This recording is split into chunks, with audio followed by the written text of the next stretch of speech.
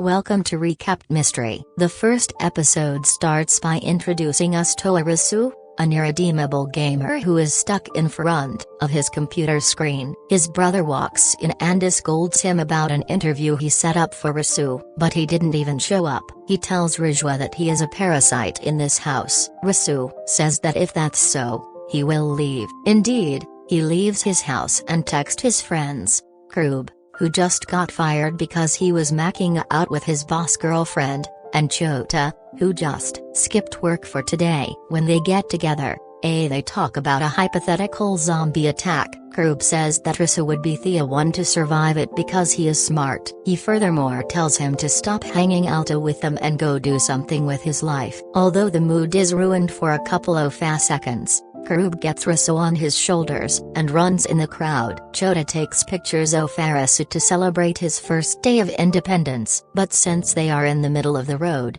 they cause a traffic jam and a mild accident. They run inside the subway station's restroom to get away from the police, but suddenly there is a power outage. They walk out of the station only to realize that all the people are gone. They take a look around, but there is nobody. Nowhere. Even their cell phones don't get Anya signal. They discuss about it and Arisu says that maybe that's not that bad. They don't have to go to work and nobody will get angry or disappointed at them. But shortly, a large building lightens up and a message appears, saying that the game will start soon. An arrow indicates which direction they have to go. They follow the directions and get into a Nothra building, where they follow more directions. Each of them gets one phone. A girl walks near them, Shibuki, and tells them they have to play the game. There is no other choice. Another girl joins them and the instructions are announced through their phones. The name of the first game is Dead or Alive and the difficulty of it is 3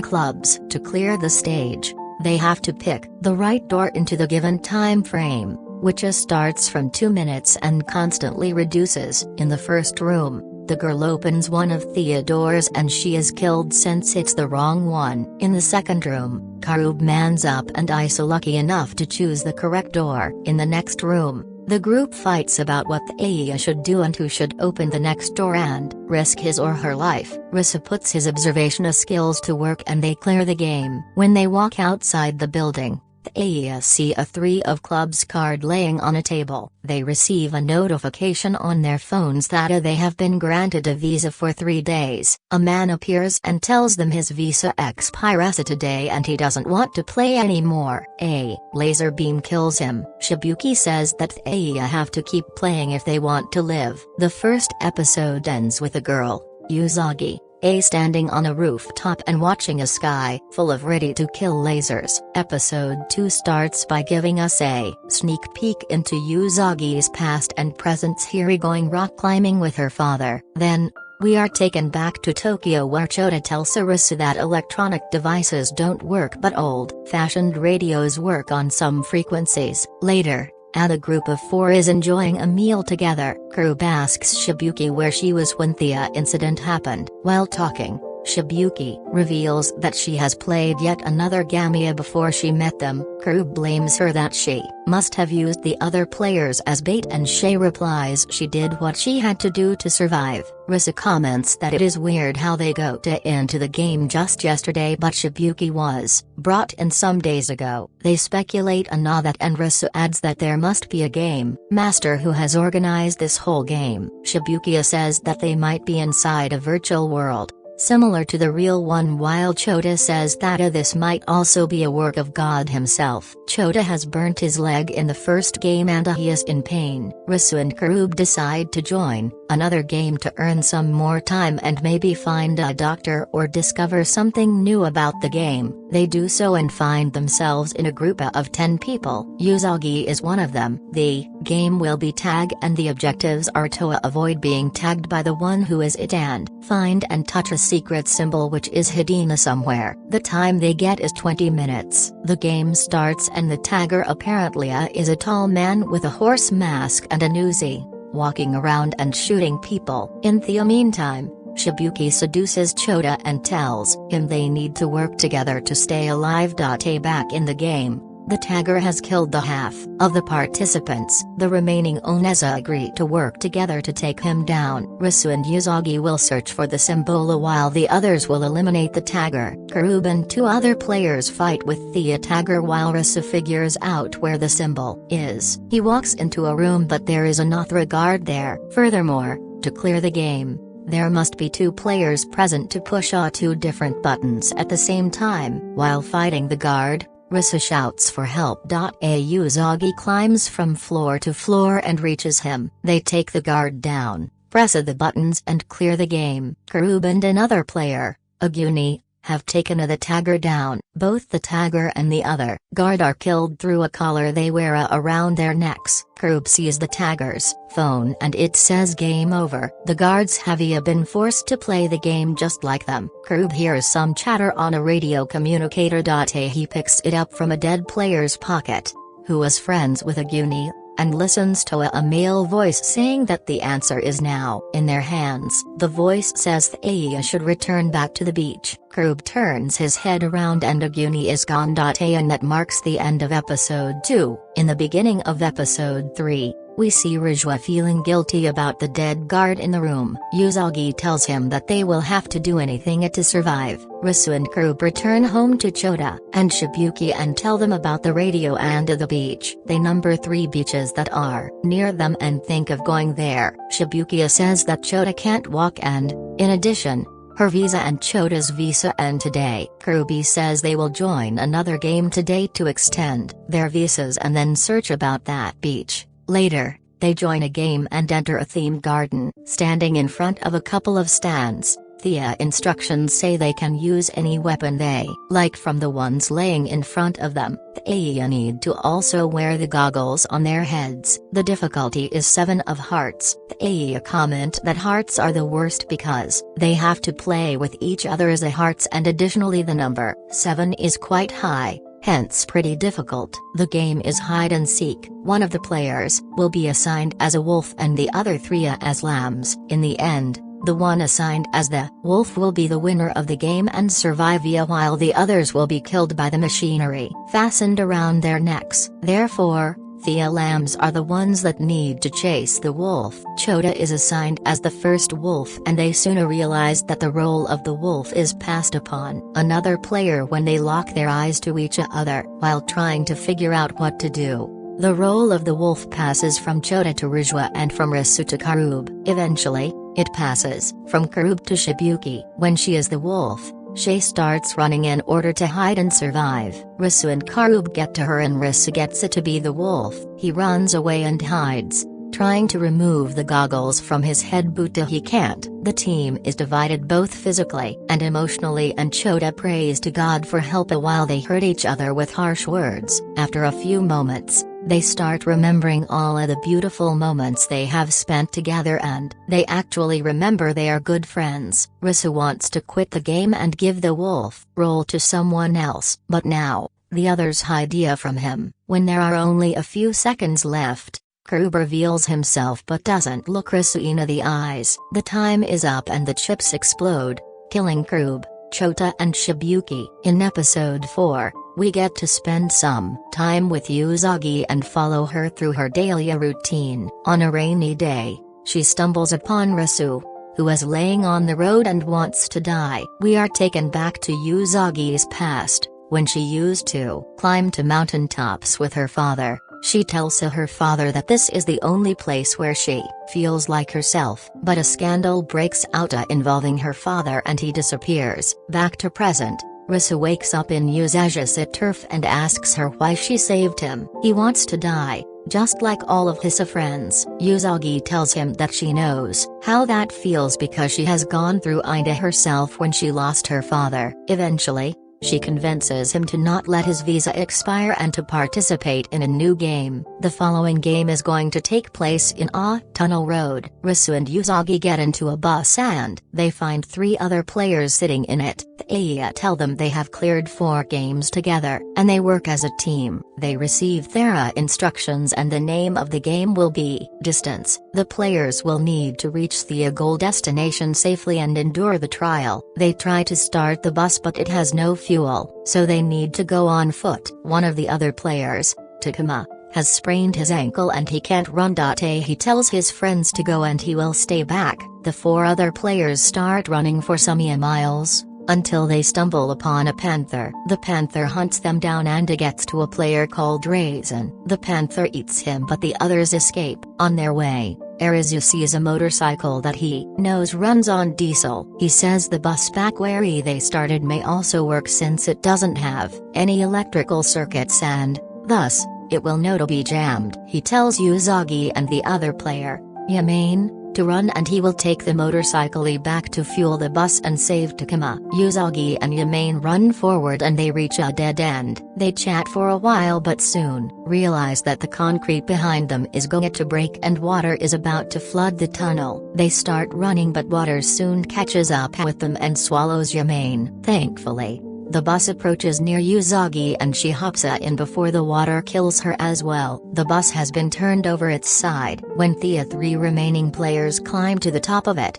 a graffiti to the side of the bus reveals the word goal, which means the bus was their goal all along and the distance was a metric that counted how far they are from the goal. That's why the phones read 0 when they were in the bus. The episode ends with Risu telling Usagi that he wants to find who the mastermind of this sick game is and restore the world to the way it was before. The 2 of them ride a bike and cross a bridge, heading to the beach. Episode 5 starts with Risu visiting a random game but not entering it and asking the players if they have any information about the beach. Risu and Usagi are dedicated to finding the beach. Later, they split up and follow the participants into 2 different games. They spot some specific players, who are wearing locker keys on their wrists. They follow them and they finally find the beach, which is a large building similar to a giant 5-star hotel. They are hit from behind and kidnapped and they are taken to the beach's hall. Several people welcome them there but only Onya of them seems to be the leader. Risu says that they are looking for answers about the game. The leader opens the entrance to a larger room where he has been marking the cards he has gotten. He explains that only one person can leave this world and return to the normal world. To do that,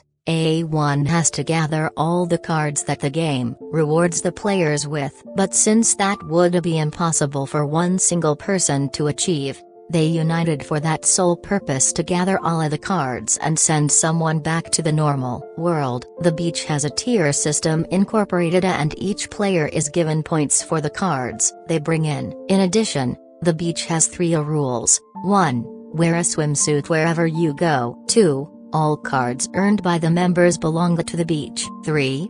Death to all traitors, meaning that one can't refuse to cooperate with the beach. Finally, the leader says that for each full set of cards they get, they can send another person back to the ordinary world. Risu and Usagi take a look around the small community and they get some odd looks. The leader of the beach, whom now the crowd calls Hatter, announces that he has found 2 new games and divides the people into 2 groups. Each group will attain a unique game. Meanwhile, one of the top-tier members, takes Risu to a test game, to determine if he would make a good executive for the beach. The test is to determine which switch turns a light bulb on before the water levels reach an electrical circuit that will fry them all. The catch is they can't actually see the light bulb while using the switches. Risu uses a switch and then tells another player, Kuina, to check if the bulb is hot. Since it is hot, the switch he flipped turned it on and,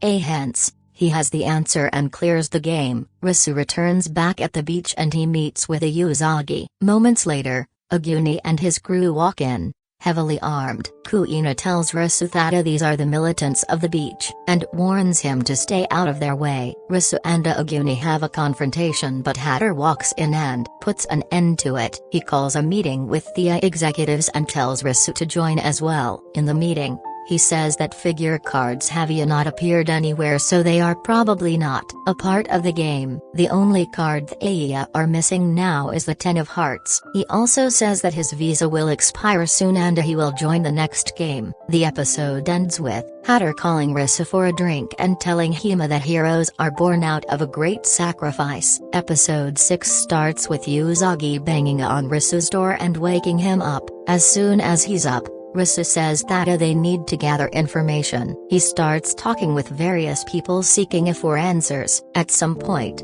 he hears a gunshot and sees 3 of Hatter's men walking away from a dumpster. He approaches that dumpster and sees that dead bodies are disposed in it. Arisu is approached by Kuina and her friend, Cheshia, who reminds Arisu of the third rule of the beach. Death to all traitors. Cheshia and Kuina have a talk with him and tell him that it's a matter of time before the militants kill Hatter and take his position, and then the beach is going to be controlled by a bunch of idiots with guns. Cheshia says that he is planning to steal the cards and leave this place. Hatter has to temporarily leave the beach to attend a game and expand his visa, but shortly after, he is brought back with a bullet in his chest. The executives argue about who should be the next leader. Aguni's men point their guns to the executives and they have no other choice but to vote for Aguni. Cheshia has convinced Rijua to help him with his plan, and when Aguni gives his speech as the new leader,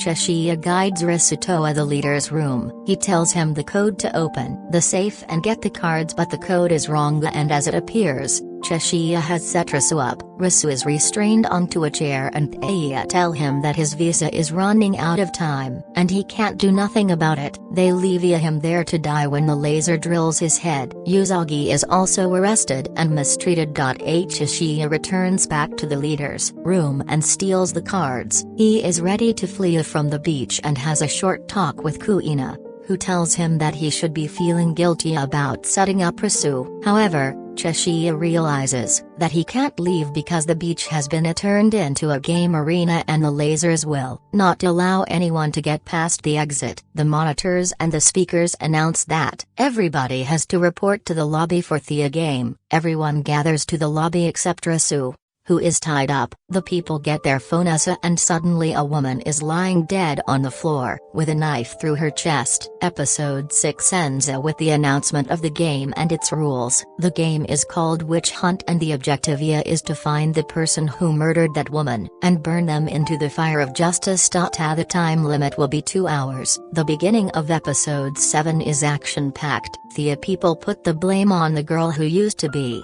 friends with the dead woman, Asahi, and they wanted to throw her into the fire that's burning on the backyard. One of the executives, Myra, stops them and says that everyone is equally guilty, and says that everybody will have to give explanations about what they were doing for the past hour and prove it. Anne is holding a napkin with a blood stain in her hand and the people ask her about it. Anne reveals that the blood belongs to Hatter. She extracted the bullet out of his body and it belongs to the kind of guns they have in the beach. Hatter was also murdered. Aguni walks in with his men and says that every Anya in this room could be the witch except him. He says the witch should step forward or else he will burn everybody. Aguni's men fire in the air and chaos breaks out. Usagi takes Asahi and the last remaining phone that would belong to Arisu and runs away. Aguni's men start killing people and throwing them into the fire, hoping that one of them will be the witch and the game will be finished. Meanwhile,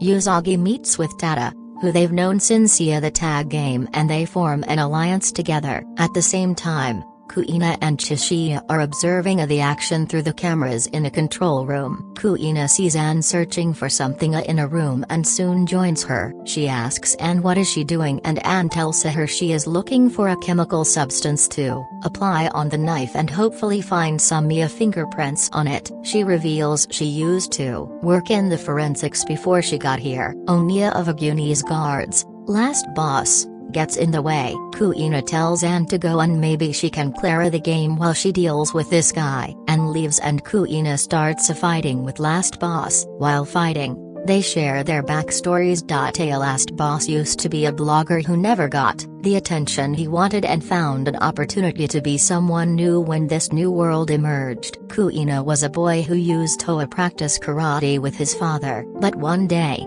his father found cosmetics in his room and kicked him out of the house. When we get back to the action, Kuina uses her karate skills to defeat and kill last boss. Arisu trips his chair over and he scrapes the tape on the floor. He manages to remove it from his mouth and he screams for help. Usagi, Tada and Asahi walk through the hallways and they start hearing something. Usagi is able to listen to Arisu and finds him. She sets him free and Arisu starts thinking about the game. He says that he has to think like the game master would think. He says that the game master waited for the perfect opportunity to start this game. It was not coincidental. Simultaneously, Anne is examining the knife and exclaims that she knows who did it. But when she runs out of the room, she is hit by two of Aguni's men. While thinking, Arisu jumps up and says that he thinks he knows who the witch is, signaling the end of episode 7. Episode 8 starts with Aguni and his men having cornered all the remaining players. Aguni orders his men to kill everybody but they have become hesitant. Arisu walks near them and says this has to stop. He says Aguni knows he can't be the witch because he had him tied up. If Aguni is not the witch himself, he will want to work with Arisu to find the witch. Aguni gives Riju a beating and then admits he is the witch, but Arisu tells everybody that Aguni is not the witch. He killed Hatter but not the girl. He can see it in his eyes. The guilt of killing your friends. Arisu says that Aguni could have taken over the beach because he had the guns but he and Hatter were actually friends. The episode takes us back to some previous events and shows us Aguni being shocked by how Hatter had turned himself into a monster and killed many people because they hid their cards from him. Next, we also see what happened when Hatter went to Playa in a game to extend his visa. Aguni told him he wants to leave the beach because he has lost the only friend he had, Hatter. Since Hatter's third rule was death to all traitors, he wanted to shoot him but Aguni shot him first. And now, Aguni wants to take everyone down with him. Arisu also says that the girl stabbed herself, and she is the witch. It was all the game masters a trick to play with their hearts. Arisu says that the killings of innocent people have to stop. Asahi stands in front of everybody and says she was a dealer for the game and she gets hit by a laser. The fire of judgment spreads even more, and they take the witch's body to throw it in. The next day, Arisu and Usagi watch a video that Asahi has left on her phone. She and her friend woke up in an empty Tokyo and then were approached by a man. They were assigned DOSA dealers, assistants who would help facilitate the games or act as fake players who would intentionally disorientate the real players. In return, they would get 2 added weeks of life. Of course, if they said something about it, they would be killed. Asahi has shot one more video secretly, walking into the secret base where the game masters were hiding. They watch the games and bet on their favorite tap players, while laughing at their suffering. Arisu and Usagi visit that place but everyone has been killed with the signature lasers. Cheshia and Kuina also walk in that place and they have a short talk. They say that these people weren't the game masters. There is someone above them. An emergency broadcasting interrupts them. It is Myra, who gives a short speech and sums things up by saying that the surviving players will participate in more games and this time, the AIA will have to go against the face cards. Arisu says that at least this time they know who their enemy is. The series ends with the new group of 4 waiting for the new games to start, while staring at air balloons carrying face card banners. Subscribe and hit that like button to help our channel grow. Turn the notifications on so you won't miss any of our new videos. Thanks for watching.